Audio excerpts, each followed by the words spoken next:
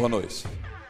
No segundo programa, em homenagem aos 110 anos da imigração japonesa, chegamos à maior cidade do mundo, Tóquio, a capital onde tradição e tecnologia se unem num casamento perfeito.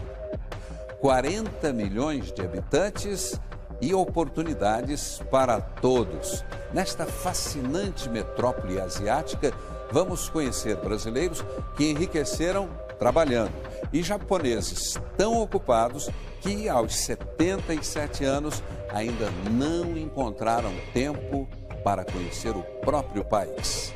O trabalho motiva e angustia, seduz e estressa, mas Tóquio busca o novo a cada minuto. Uma terra zen e frenética ao mesmo tempo.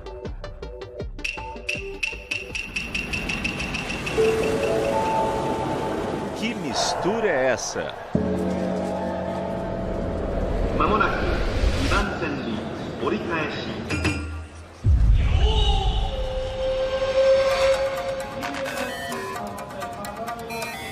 O mapa do metrô de Tóquio resume o Japão à primeira vista.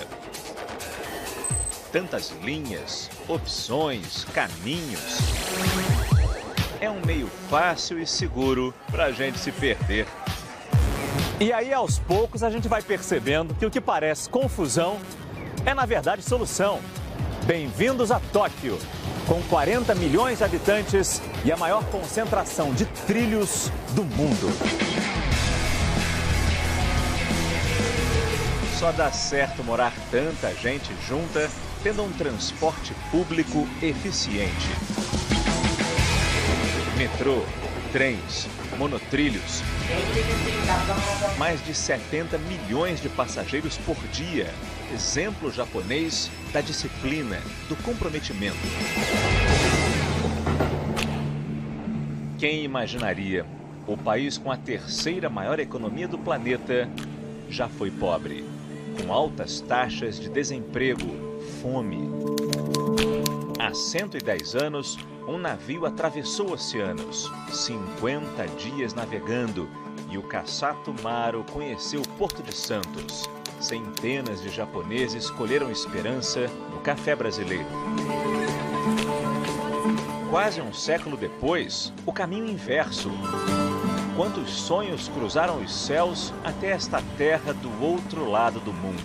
O país do futuro, da superação, driblou a pobreza com seu próprio esforço, mas teve a ajuda de alguns talentos. E dá um certo orgulho saber que tem brasileiro envolvido nisso. Todo esse grupo aqui veio do Brasil. Aliás, toda essa fábrica pertence a um brasileiro. Adilson Tominho Tadokoro. Nasceu em Mogi das Cruzes. Mogi das Cruzes. Ele é um Dekasegi, descendente de japoneses, e veio para cá com uma ideia básica.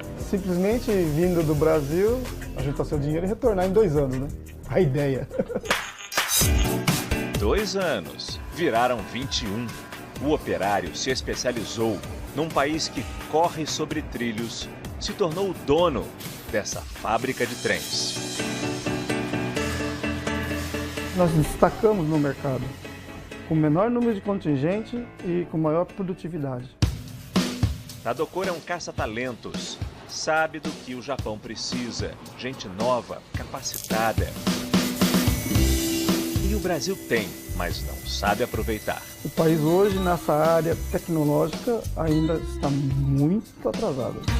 Para a gente é uma grande honra de trazer esses brasileiros com tecnologias aqui. O Ariovaldo é especialista na modelagem 3D. Desenha os vagões que ganham vida em grandes linhas de montagem. Sonhava conhecer o Japão e a hora chegou. Juntou a oportunidade com o momento atual do país, eu vi uma chance de poder realizar esse sonho, né, e vim. O orgulho maior vem de eles verem que é um estrangeiro, é um brasileiro, é um país de terceiro mundo, mas pô, esse cara é capaz e ele está conseguindo fazer as coisas no nível que a gente faz. Já já ele conta mais das descobertas por aqui. uma sociedade e dois dilemas, os jovens e os mais velhos.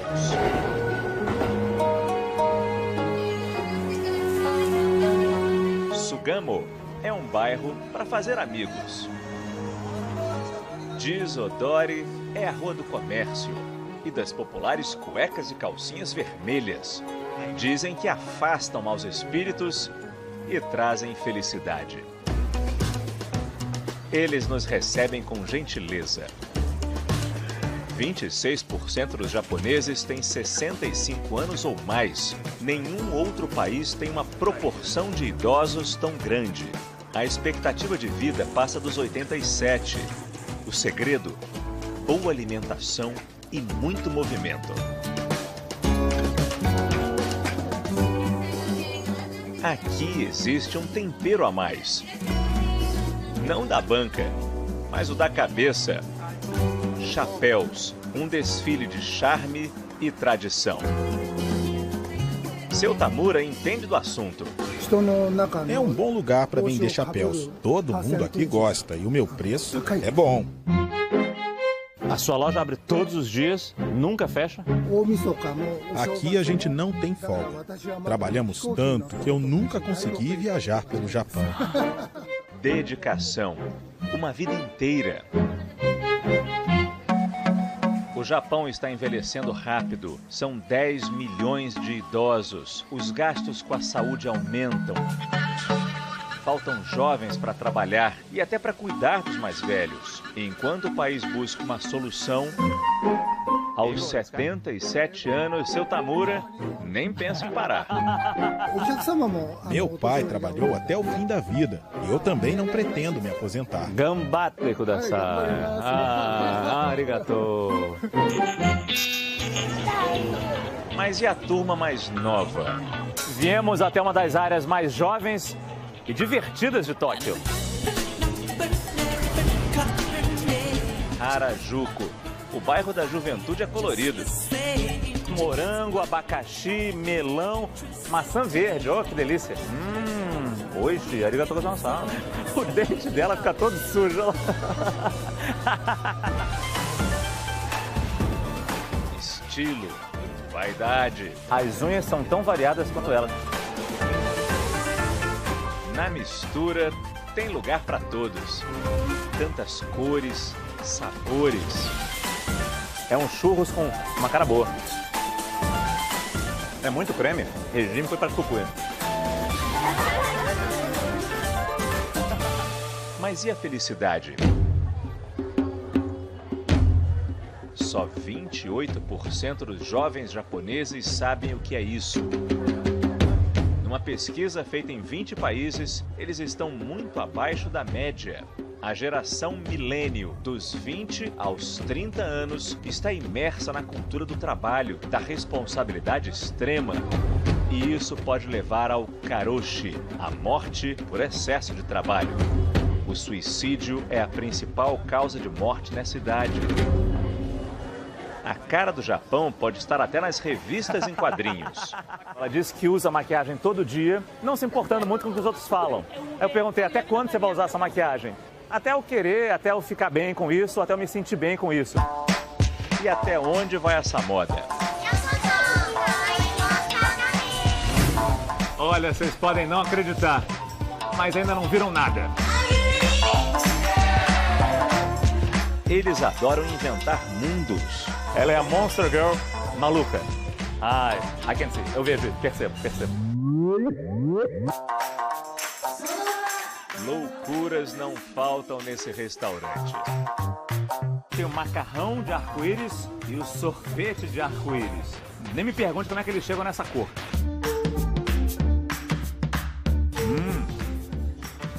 Gostoso.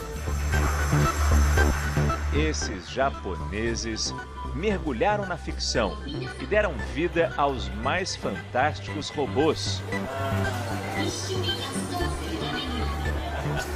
São os futuros trabalhadores. Estamos em Yokohama. O estádio vocês conhecem. Essa é a cidade do Penta. Acabou! É Penta! da taça erguida na Copa do Mundo de 2002 e queremos de novo lá na Rússia. Aqui não há robôs, mas a experiência de comprar ficou mais inteligente. O mais interessante dessa tecnologia é que basta eu me aproximar da roupa que as informações já aparecem na tela. Eu já sei aqui as cores disponíveis, eu já tenho aqui também os tamanhos e até as combinações que eu posso fazer com esse casaco. E a internet completa. Aí eu balanço o braço aqui, ó. Vem comentários. Essa pessoa, por exemplo, comprou 2 casacos, um preto e um azul. Gostou tanto e ainda deu nota 5. 5 estrelas. Deve ser bom. E ainda elogiou. É fofinho. A ideia é tornar a compra mais divertida, misturando o mundo virtual e o mundo real. A nossa intenção não é reduzir o número de empregados. Botar no carrinho. Você usaria esse sapato? Para suprir a falta de mão de obra no país, as máquinas estão assumindo o caixa. E a máquina está me orientando ao seguinte, a pegar a cesta e colocar diretamente aqui dentro. Ah, tudo apareceu aqui direitinho que eu comprei ela. Aí aqui eu aperto agora para pagar. A novidade se espalha pelo Japão. Pegou a notinha, é só pegar os produtos e ir embora.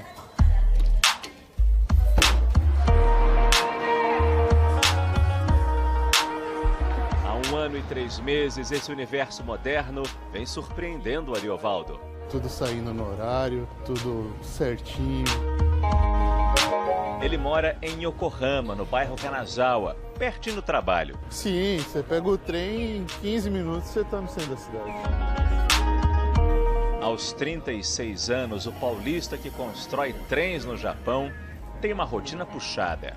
Meu dia ele começa às 7 horas da manhã, vou para o trabalho, fico lá até 5 horas da tarde, é o horário que oficialmente você sairia sem hora extra. Né? Mas isso é raro, é raro de sair. Mas ele não reclama, sabe que está sendo valorizado. Uma experiência que com certeza eu poderia falar a respeito é a questão de preconceito, racismo e tudo mais. Você desacostuma a sofrer esse tipo de impacto. Eu consegui experimentar a possibilidade de, com o meu profissionalismo, com o meu trabalho, alcançar a posição, me desenvolver como ser humano. E isso no Brasil é um pouco mais difícil. Quando a pessoa já está escolhendo o shoyu, é porque já virou japonês. Nesse tempo que você está aqui, você engordou ou emagreceu? Engordei. Engordei um pouco, bastante. É caro viver no Japão? Se você quer uma alimentação mais saudável, você vai pagar muito caro aqui. Você olha no final do mês e tenta converter em reais quanto você gastou, você fala, nossa, passei muito. Ele nos leva até a casa dele. Logo na entrada a gente tem a máquina de lavar e uma cozinha pequenininha, né? Você começa a aprender a usar tudo como espaço útil. Os quartos são lá pra dentro. O quarto, é o escritório. Quando eu preciso adiantar serviço, eu já faço por aqui mesmo. Na cozinha, o Ariovaldo aprendeu a economizar usando ingredientes japoneses, como os cogumelos. O custo cai bastante, né? Porque são produtos do dia a dia dele, é como comprar arroz e feijão lá no Brasil. Teria isso acompanhado da salada pronta que eu compro. Salada você não faz? Não, o custo sai muito caro. O toque final são as salsichas.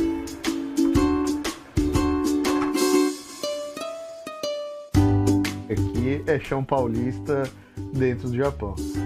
Mas na verdade é um elo mais íntimo com o lugar de onde eu vim, né? A família é a parte mais difícil. Sem dúvida, né? Eu lembro que nas semanas que antecederam a viagem, né, eu ficava bastante tempo perto da minha mãe, sentindo o cheiro dela, fazendo carinho nela, né? Isso que me dá mais saudade lá em São Paulo. Quando ela aperta, Ariovaldo sabe aonde ir. E estar aqui te acalma. Acalma. Ah, demais. realmente valeu a pena ter lutado tanto para chegar até aqui. Sozinho, sem origens japonesas, Ariovaldo está vencendo barreiras num país tão distante.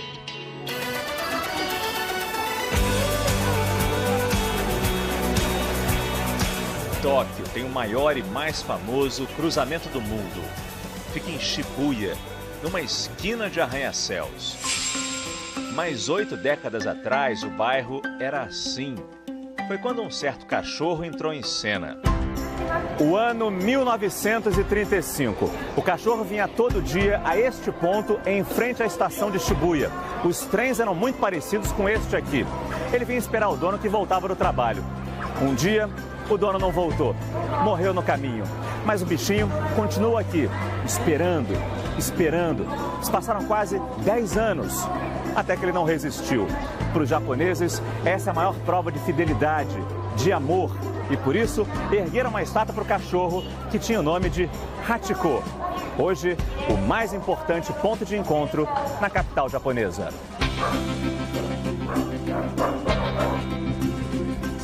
A história até virou filme e o Hachiko foi empalhado. Ganhou um lugar no Museu Nacional de Natureza e Ciência. A raça nunca mais saiu do coração desse povo. Eu não sei se é um cachorro ou se é um ursinho. Olha que bonitinho. Os Akitas japoneses são as estrelas desse criadouro. No passado, só os samurais podiam ter um. Garoto. Parece um lobo, né? Uma delícia o pelo. Muito macio, né? Por causa do pelo, a raça quase desapareceu. Durante a Segunda Guerra Mundial, ele era usado para aquecer os soldados. Eu achava que só tinha Akita claro, mas esse escuro também é Akita japonês. Eu escolhi criar os Akitas por causa do temperamento deles. São dóceis. É um cachorro que tem bom coração. Para esse casal, os Akitas unem as pessoas. Nem todos os humanos têm essa comunicação tão bonita quanto o Hachiko e seu dono. A senhora acha que tem essa relação? Eu espero chegar lá. Não é só com o cachorro não, mas com ele também. Entre nós. Ela é ótima. Eu devo confessar que não sou muito fã de cachorro, não. Eu tenho gato. Mas é impossível não se apaixonar por essa, que é a raça favorita dos japoneses. Na terra do sol nascente, um espetáculo acontece toda noite. Explosão de luzes. Na Torre de Tóquio, no bairro de Ginza, em Shibuya.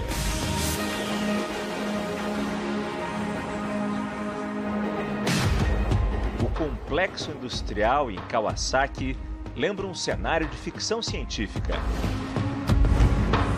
A cidade de Yokohama é vizinha a Tóquio e tem uma relação como se fosse Rio, Niterói, São Paulo, Guarulhos. É uma cidade menor, mas é muito importante. É uma cidade cintilante. A gente lembra que o Japão é um país que não para nunca. E isso também acontece lá na fábrica do seu Tadokoro.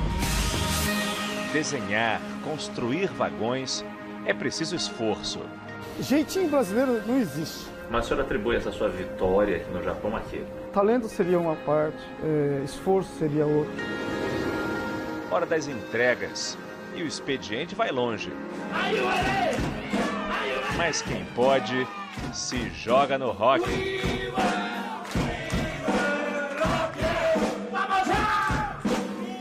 Os garçons se revezam entre as bandejas e o microfone.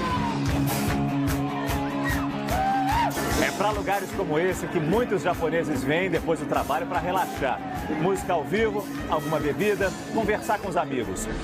A pressão da sociedade japonesa, que exige perfeição de cada um, essa pressão fica do lado de fora. Mas tem um ponto com que eles não podem deixar de se preocupar. Para muita gente, o show acaba antes.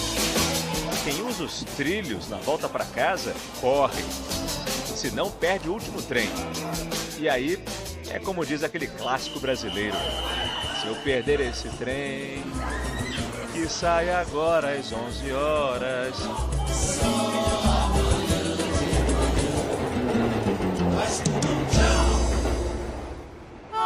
Um passeio de Maria Fumaça, os sabores numa feira de rua, a paixão pelo arroz e as luzes que vão te surpreender.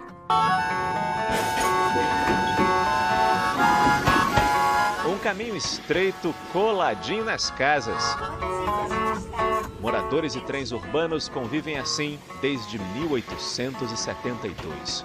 São 27 mil quilômetros de linhas férreas no Japão. Chegamos em Kamakura, na província de Kanagawa. A cidade foi a capital feudal do país de 1185 a 1333. Era o tempo dos shoguns, os líderes militares do Japão medieval. O imperador em Kyoto era só um símbolo. O temido clã Minamoto governava em Kamakura, protegido pelas montanhas e pelo mar. É um lugar dedicado aos templos budistas e santuários shintoístas. Na frente de todo o templo, sempre tem uma fonte.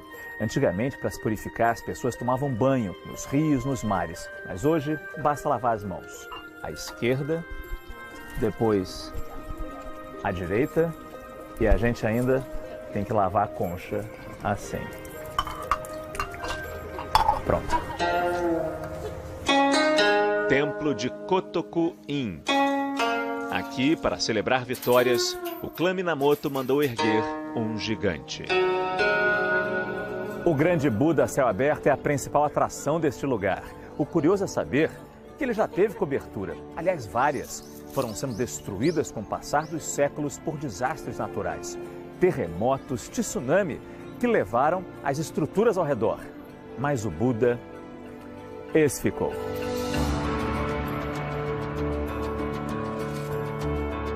Daibutsu, a estátua de bronze, tem 13 metros de altura. Representa o Buda Amida. Sentado na posição de lótus, ele medita e resiste ao tempo há quase 800 anos.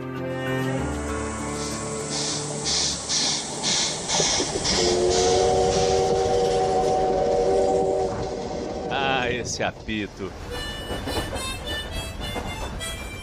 Faz par com a gaita do seu Sugimori. Ele tem 73 anos. A Maria Fumaça, quase 90. Juntos, atravessaram o país inúmeras vezes. Arigato! Sumimasen! Oh, sugoi, né? Eles chegaram a todo vapor. Arigato! Toda viagem de trem no Japão é assim. Sempre tem uma excursão escolar. Eles aprendem de pequeno a usar e a respeitar os trens. Arigato gozaimasu.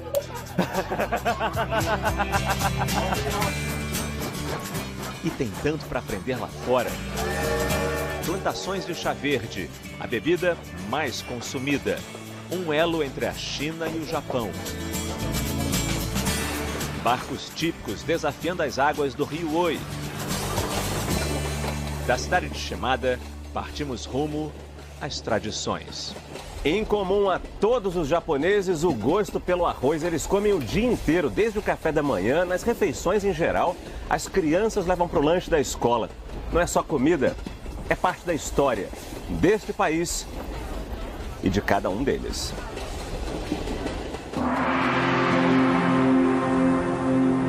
Dois 2000 anos de cultivo.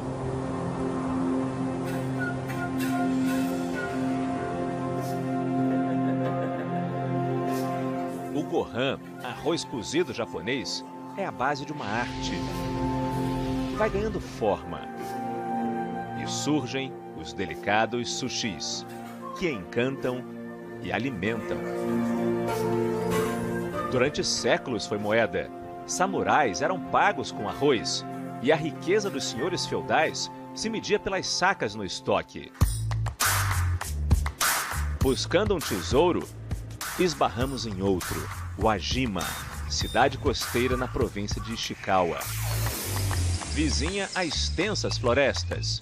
O milhafre japonês, parente dos falcões, está em casa, literalmente. É dia de feira, uma das maiores do país. Olha o que a gente achou aqui. Essa senhorinha simpática diz que é um mini kiwi. Yes, mini kiwi. Mas é impressionante como é doce. São alimentos orgânicos da colheita. Vem direto para cá. Essa feira é famosa pelos produtos em laca, então o potinho de madeira, depois de receber o esmalte, fica assim, ó, com um brilho muito bonito. E tá pela metade do preço. Impossível resistir. Arigato. Perceberam? Os japoneses são apaixonados por gatos. Temperos não faltam, nem frutos do mar. Conservas de ouriço, lulas secas no espetinho e o polvo com cara de mal. Já os peixes chegam fresquinhos. Ai, arigatou gozaimasu. Melhor de comprar produto fresco é comer na hora. Vocês nem imaginam que peixe eu tô preparando na brasa. Esse será o meu primeiro baiacu. Sim, baiacu, dono de um poderoso veneno. Oixe desse. Delicioso. E assado na hora é outra coisa, né? Mas viemos atrás do arroz. Em Uajima, ele é plantado em terraços, nestas encostas, de frente para o mar do Japão.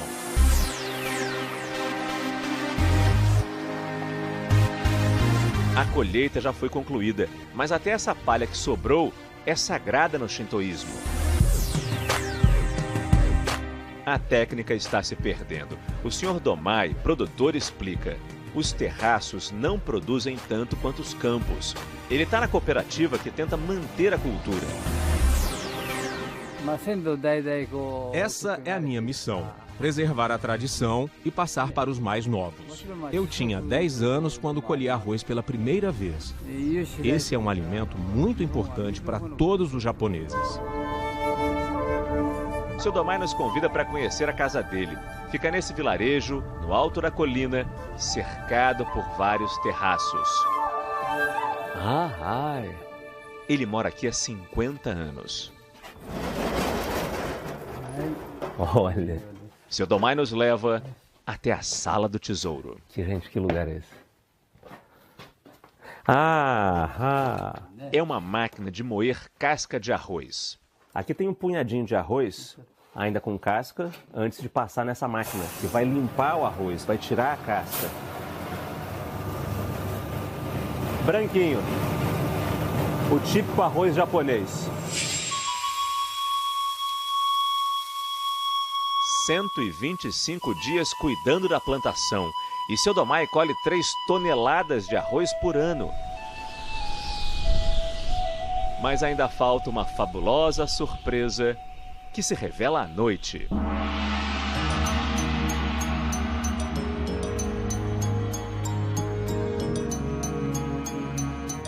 Quem imaginaria um espetáculo assim?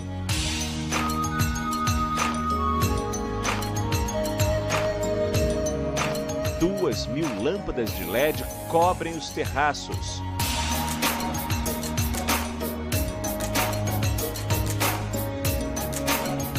Ficamos hipnotizados diante das luzes. Um encontro de tradição e modernidade. É o Japão do século XXI.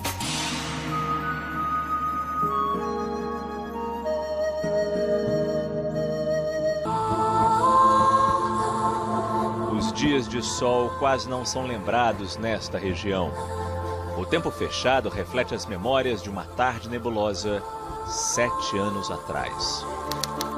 Fukushima, 11 de março de 2011. Quase 3 da tarde e o Japão tremeu como nunca. Meia hora depois, ondas colossais engoliram tudo.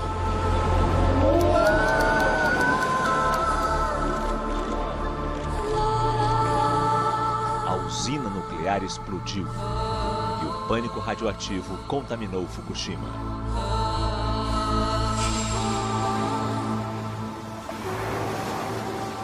O mar está bem longe, mas daqui a gente tem uma noção da força com que a água chegou a este ponto. Esta barreira de ferro ficou completamente retorcida. E ela nos conduz a uma ponte até hoje interditada. A pequena Tomioka é uma das inúmeras cidades da região de Fukushima devastadas pelo tsunami. Não é a primeira vez que eu venho a Fukushima e o sentimento mais forte aqui, não só para mim, mas para qualquer pessoa, é de tristeza. Todo o sofrimento dos moradores e o que ainda falta ser feito nessa região, tudo isso fica muito claro em cenários como este, onde o mato e o silêncio tomam conta de tudo. A impressão que a gente tem aqui é que as pessoas saíram correndo. Elas receberam um alerta de radiação, da onda que chegava, e saíram correndo. E não pegaram absolutamente nada. A casa não foi saqueada. O forno de micro-ondas, a geladeira, está tudo aqui ainda, esperando os moradores voltarem. Fukushima mudou.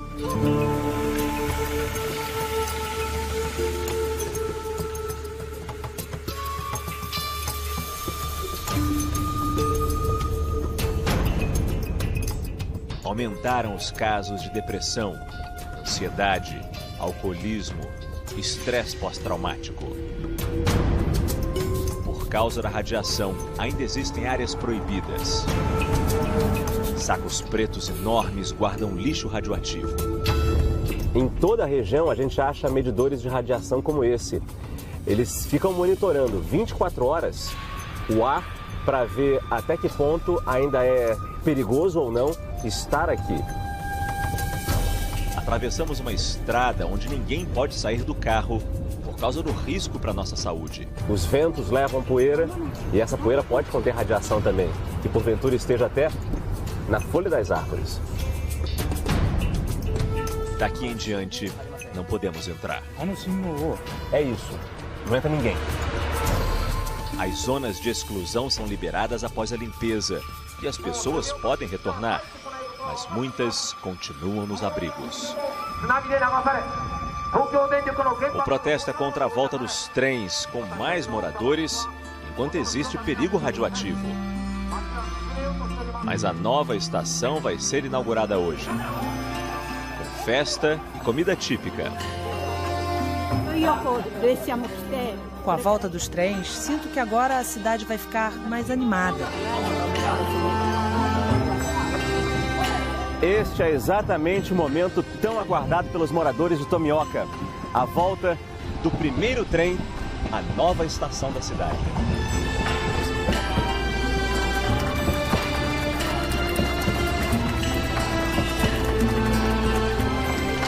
Acumulando lá fora. O que fazer com o lixo que ainda vai emitir radiação pelas próximas 5 décadas? Como desmontar a usina de Fukushima, retirar todo o combustível radioativo dos reatores destruídos? Desafios para este país.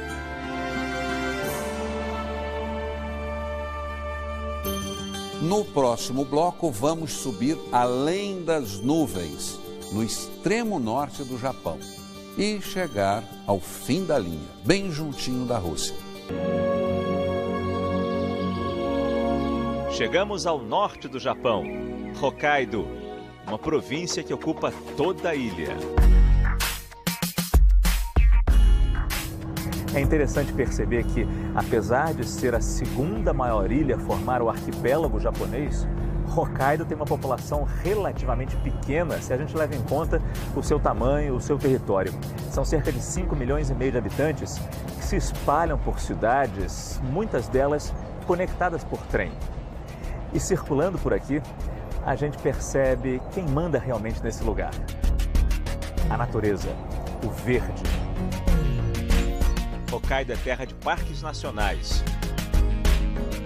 E também tem metrópoles. A capital, Sapporo, é moderna, mas ainda guarda um modelo de construção que está desaparecendo. Aqui a culinária surpreende com o que o mar nos oferece. O mercado é muito rico, produto fresquíssimo. tirado do mar hoje e vendido agora para as pessoas. Olha a boca do bicho. O moço aqui da loja estava falando que ele deve ter uns 3 quilos, chamado de King Crab, caranguejo rei. Mas aqui no Japão ele tem o nome de taraba. Sai por cerca de uns $300, 30 mil ienes. Mas eu acho que ele gostou de mim, ele não quer soltar mais, né? Oishi desu ka? A vendedora diz que muita gente manda esses gigantes pelo serviço de entregas expressas até Tóquio, distante 1.150 quilômetros. E o bicho chega vivo. Do fundo do mar para as alturas. Trocamos os trilhos pelos cabos do teleférico. O Vale de Tomamu se esconde na neblina. Nesse terraço, vamos ficar acima das nuvens, se o tempo deixar. Olha a quantidade de pessoas que tem aqui em cima. Muita gente acordou cedo na esperança de ver alguma coisa. Sob a ponte. Agora falta pouco para o fim da aventura. O último pedacinho do Japão fica tão próximo à Rússia que as placas usam o alfabeto cirílico. Aqui um farol se destaca, no ponto mais ao norte do mapa. Quem gosta de viajar certamente conhece a frase que existe com diferentes versões, nas mais diversas línguas, mas que diz mais ou menos o seguinte: melhor do que chegar é aproveitar a viagem. E por que eu estou falando esse ditado agora? Simplesmente porque chegamos. Este monumento representa o fim das linhas férreas no Japão, o fim dos trilhos. Nessa jornada, conhecemos um país orgulhoso do que construiu, do que alcançou. Terra de gente valente, que foi para longe, fincou novas raízes, sem esquecer de onde veio. Mas não significa tristeza nem melancolia, mesmo porque, nesse caso, o fim pode muito bem ser o recomeço. Até a próxima viagem!